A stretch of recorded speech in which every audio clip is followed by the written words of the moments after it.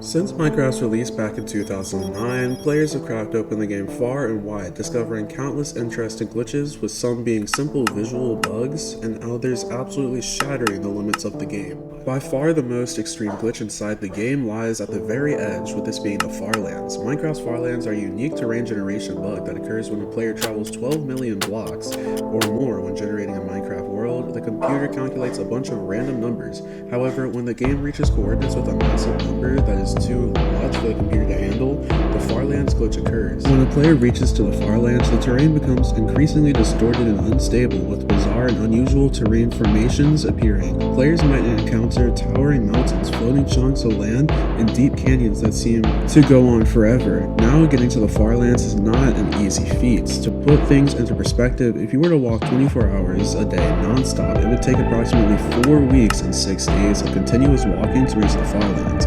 Now, of course, you can teleport there with a single command, but that's never fun. It seems that the YouTuber by the name of KilloCrazyMan agreed, as he actually ventured out to the Farlands in a vanilla Minecraft world in survival mode, a challenge that took him a whopping 37 2-hour-long streams to get there. Due to the extreme lagging ghost bots, the Farlands can be a dangerous place for players to explore. The most unstable and unpredictable terrain, players might find themselves falling into the void or getting stuck in the terrain. Most people don't actually know, however, that there is actually an even more extreme variation of the Farlands. Once a player reaches deep into the Farlands after 1 billion blocks, it's called the Fartherlands. It is way more stretched out than the regular Farlands and even deadlier for players. Unfortunately, the Farlands have been patched since 1.7.2, and if you travel to the Farlands after beta 1.8, you'll be met with the famous world border.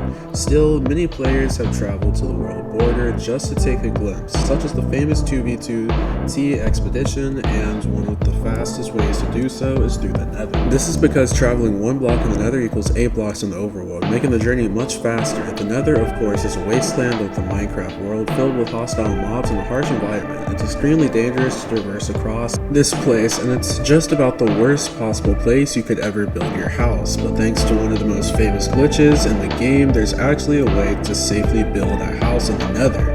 You see, unlike the overworld, which nowadays has a height limit of 384 blocks high, the Nether's height limit is much lower at 128 blocks, and once you get close to that height, you're faced with a ceiling made out of scattered bedrock blocks. Across all versions of Minecraft, players have found a way to literally get on top of the world by glitching through this solid bedrock layer. One of the easiest glitches to this day has still not been patched and is extremely simple. First, players must reach Y level 127 in the Nether to ensure that the bedrock layer above them is only 1 block thick. Then grab a ladder to reach the top and throw the ender pearl at a specific angle, and there you go.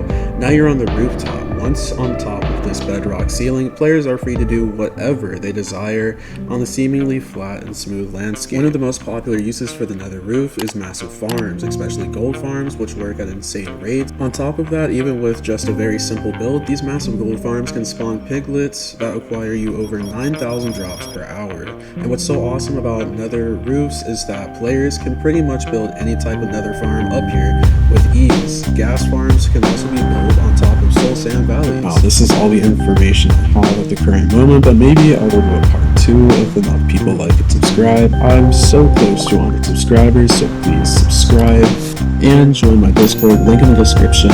Part 2 will be coming if I hit, let's say 105 subscribers off of this video, and I will see you next video. Goodbye.